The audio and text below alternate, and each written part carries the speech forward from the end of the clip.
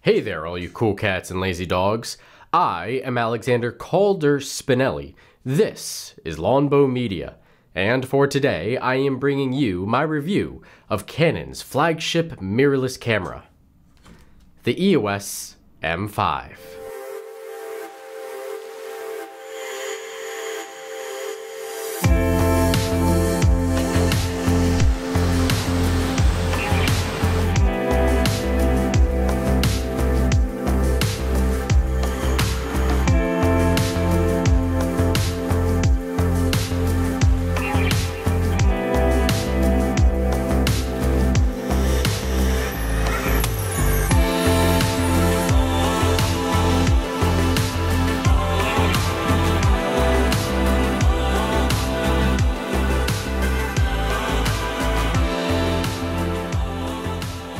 This past summer, I found myself in Iceland doing film work for the 15th World Scout Moot. Since my primary focus was video, I brought along my Canon C300, lenses, microphones, and other film kit, and thus I did not want to bring along my Canon 1DX, and instead find something smaller and lighter. This is where the M5 came into the picture. I purchased this camera with the smaller 15 to 45mm kit lens for the ultimate portability, as well as an adapter to attach my Canon EF lenses, such as my 24 to 70L and 70 to 200L. Albeit looking a little disproportional, this was definitely a handy option. Coming in at just under 1 pound, the M5 is definitely a light option, and because of this I found I was bringing it with me places more often. Now, because of the small form factor, some of the button placements can feel rather awkward. I can comfortably use the back button focus on my Canon 1DX, but on the M5 I find that I have to readjust my grip to operate it.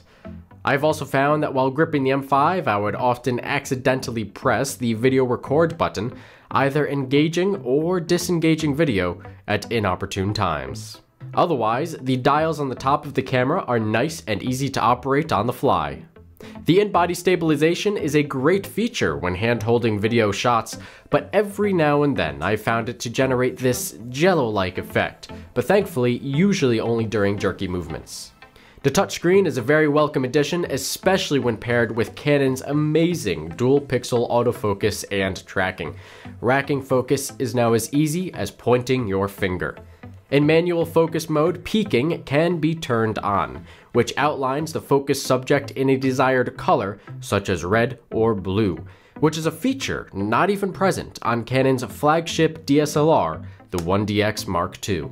After using the electronic viewfinder on the M5, it's almost hard to go back to an optical viewfinder like that on my 1DX.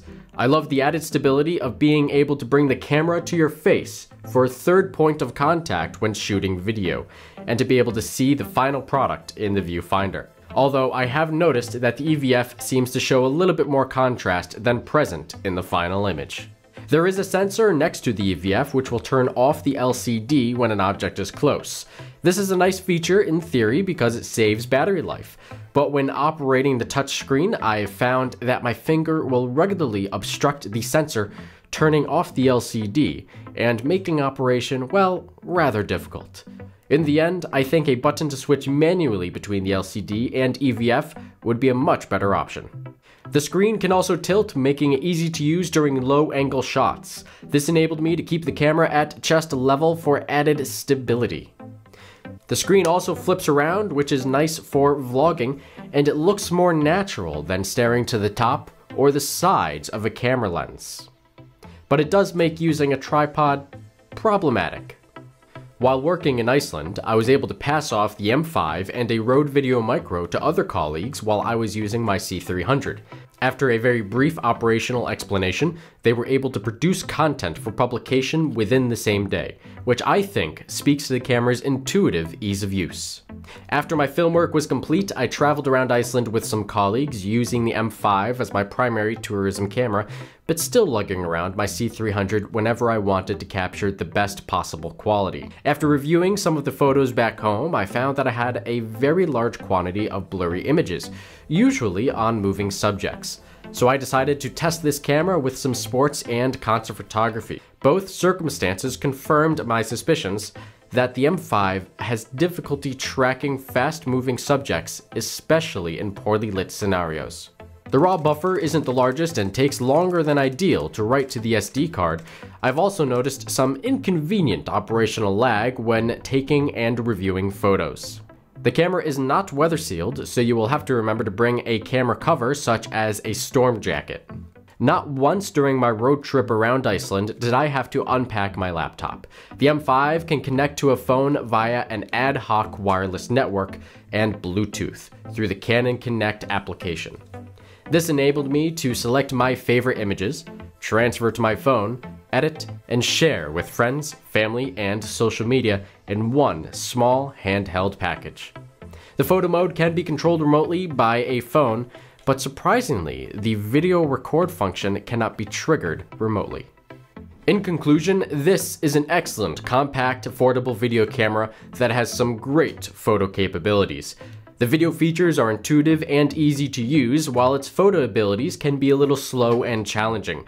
It works well as a travel and portable stills camera in well-lit and stationary scenarios, but it works even better as a travel and vlogging camera.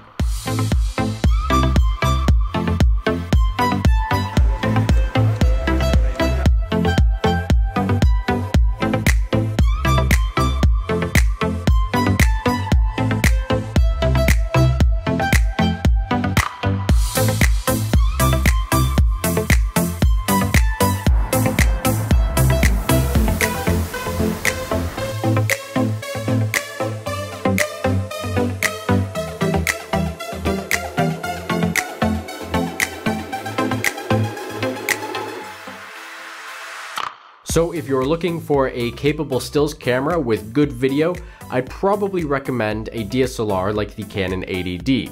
But for a really good travel video camera with great photo features, then the M5 will definitely fit your bill. I hope you've enjoyed my review of the Canon EOS M5.